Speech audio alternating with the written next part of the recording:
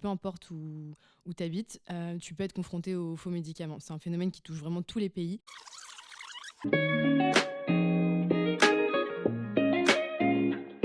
Bonjour et bienvenue dans un nouvel épisode de votre podcast Spot IAE.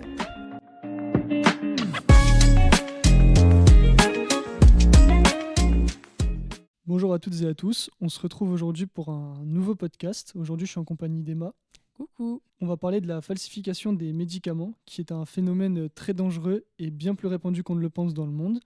Et pour commencer, un chiffre qui est relativement choquant, c'est que le trafic de faux médicaments serait 25 fois plus rentable que le commerce de l'héroïne en Inde.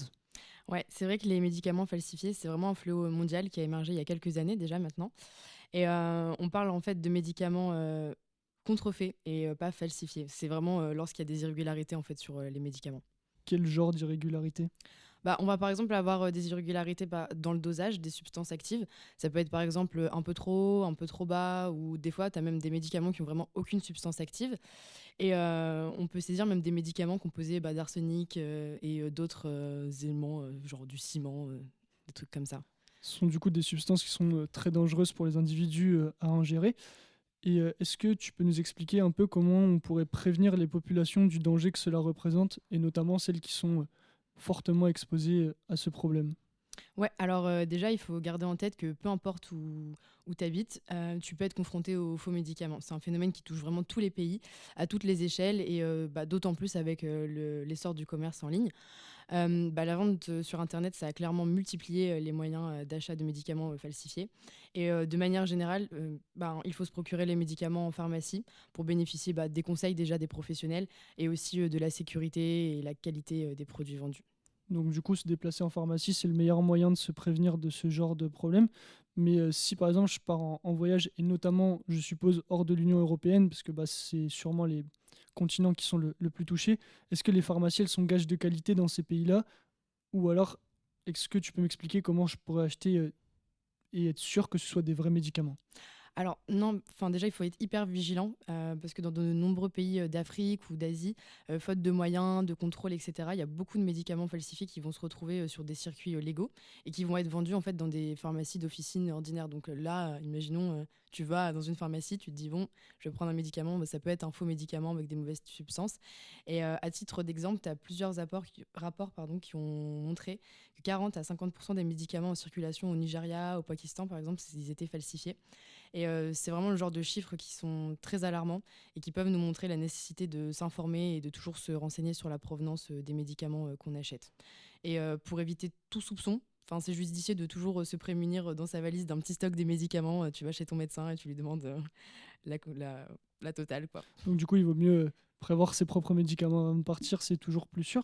Ouais. Et est-ce que tu aurais quelques petits conseils pour nous expliquer et savoir faire la différence entre un médicament falsifié et un vrai médicament que j'aurais acheté dans ma pharmacie à côté de chez moi juste avant de partir? Alors, déjà, dans certains cas, c'est presque impossible de différencier un faux médicament d'un vrai médicament au premier coup d'œil. Parce que, par exemple, tu as des fabricants euh, de ces produits qui vont adopter des méthodes qui vont t'empêcher de discerner les faux médicaments des vrais. Et pour donner un petit exemple, en Inde, les usines d'emballage pharmaceutique, des fois, elles vont louer leur chaîne de production aux trafiquants pour une nuit, 2 nuits, des choses comme ça. Et ces derniers, après, ils vont imprimer les emballages destinés à contenir les médicaments falsifiés. Et toi, tu te retrouves avec ton, ta boîte de médicaments, ta fausse boîte, quoi. Donc du coup, on peut se retrouver avec des faux médicaments dans une vraie boîte qui contiennent toutes les bonnes informations, etc., si j'ai bien compris. C'est ça. Et est-ce qu'il y a quelques points qui peuvent garantir la qualité d'un produit? Est-ce qu'il y a par exemple des numéros de série qui garantissent leur authenticité ou des choses comme ça? Ouais, alors déjà, pour t'aider, tu peux vérifier que l'emballage et la notice ne contiennent pas de faute d'orthographe ou de grammaire, parce que c'est souvent le cas en fait sur les médicaments falsifiés. Ensuite, sur chaque boîte neuve, tu as un petit témoin de d'effraction, un petit bout de plastique qui peut témoigner de l'ouverture ou non, donc faire attention qu'il est bien fermé. Tu peux aussi vérifier la qualité de l'emballage, genre voir s'il y a des traces de découpage, de collage, tout ça, parce que même si c'est des techniques de reproduction à l'identique, des fois, tu peux avoir des petites différences. Et il faut aussi regarder la forme, la taille, la couleur des médicaments qui peuvent être différents dans certains produits falsifiés. J'ajouterais également qu'il faut vérifier que les informations figurant sur l'emballage extérieur sont bien les mêmes que celles à l'intérieur de la boîte. Et les faux médicaments n'ont généralement pas l'écriture en braille pour les aveugles, donc qu'on retrouve sur le conditionnement, donc la plupart du temps. Donc ça peut être aussi un indice. Donc du coup, il faut quand même bien faire attention quand on achète des faux médicaments. Mm. Normalement, on est plutôt protégé ici en France et en Europe parce qu'on a pas mal de contrôles. Mais attention, hein, avec le commerce en ligne, il faut se méfier. C'est pour ça, on vous conseille d'aller dans votre pharmacie et si vous partez en voyage, faites votre petit stock avant de partir. Merci Emma pour toutes ces informations. Merci à toi. Et puis, on se dit à bientôt pour un prochain podcast. Merci Salut. à tous. Merci.